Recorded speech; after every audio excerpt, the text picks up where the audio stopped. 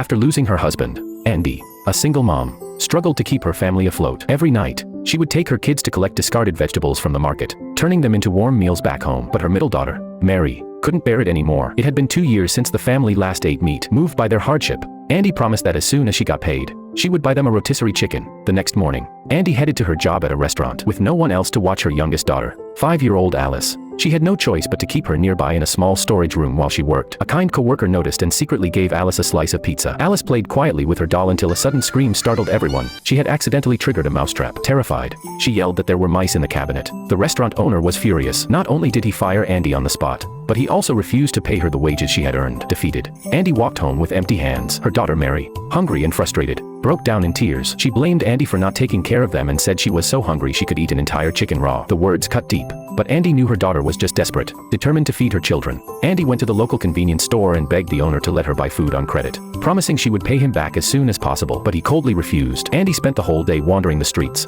unsure of how to feed her family. Out of options, she returned to the restaurant she'd worked at, grabbed some leftover food from the kitchen, and decided to call it even. If they wouldn't pay her, this would cover it. On her way home, she turned a corner and found a man lying on the ground, badly injured and covered in blood. Without hesitation, Andy pressed her scarf to his wound and called 911. After paramedics arrived, she quietly left without saying a word. The next morning, Andy made a hearty breakfast for her kids with the food she had taken, but she didn't know when they'd be able to eat again. That same morning, the landlord came knocking, demanding rent. If Andy couldn't pay soon, they'd be evicted. Left with no choice, Andy called her sister, who helped her land a housekeeping job at a mansion. On her first day, she was shocked to discover that the owner of the estate was the same man she had saved the night before. When he saw Andy again, his eyes lit up. He couldn't hide the warmth in his heart any longer.